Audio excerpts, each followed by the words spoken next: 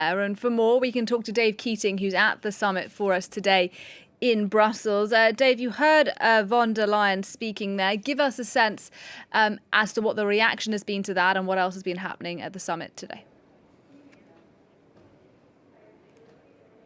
Well, it's a tense atmosphere. There's no other way to put it. You basically had leaders coming in three camps when they entered. So you had the leaders like Orban, just Orban, really, completely backing the Polish prime minister. And then you had leaders who wanted to take a hard line. And that was most exemplified, of course, by Dutch Prime Minister Mark Rutte's comments, where he really said he sees no way that the pandemic recovery funding can go out to Poland as long as this issue remains unresolved. Then you had the medium camp, the softly camp. There was certainly Angela Merkel when she came in. She was saying that there needs to be dialogue, that she wants to see a constructive discussion. But she also said that this issue goes to the core of what the EU is and what it's going to be in the future.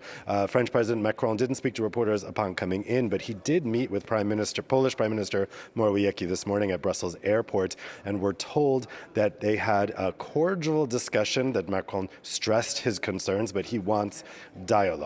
I think the big fear is that nobody wants this kind of spiraling out of control, and certainly nobody wants this dominating the entire summit. But Prime Minister Rutte is very determined to nip this in the bud, especially because he feels a particular responsibility to protect this funding that he was very skeptical about when it was agreed last year. It's a big amount of money. It's being guaranteed by all EU member states credit. And so he does not like the idea that this mechanism by which the other member states would vote on whether to disperse the funding would just be ignored when something so major as this is happening.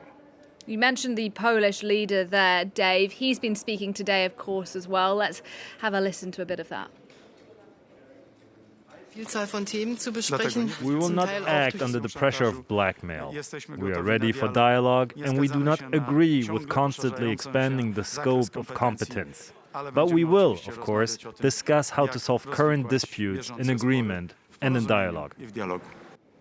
And Dave, Mateusz Morawiecki there saying once again he won't be blackmailed by Brussels. What do you make of that kind of language?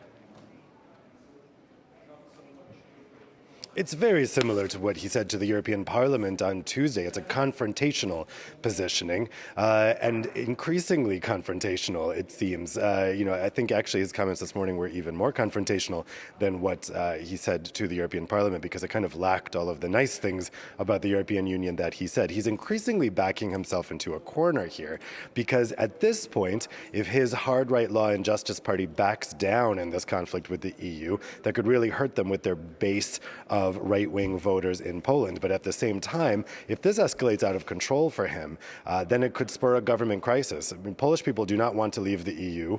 The right-wing government doesn't want Poland to leave the EU. Only 8% of people in Poland are in favor of such an idea. And yet, Mark Rutte and other EU leaders have warned that if Poland is going down this path and refusing to recognize EU law's primacy, then it could inevitably lead to a poll exit. That idea is extremely unpopular with Polish people. And so this could conceivably spur a kind of governing crisis within Poland that could cause elections to come earlier than they're supposed to in 2023. So he's in kind of a rock or a hard place now. And the more that he digs down into this, the more difficult it's going to be for him to get out of it. The other EU leaders know that. They don't want to put him in an impossible situation. And a lot of leaders feel that dialing up the confrontation here serves nobody, neither side, because then it's going to be harder and harder for either side to dig their way out of this conflict.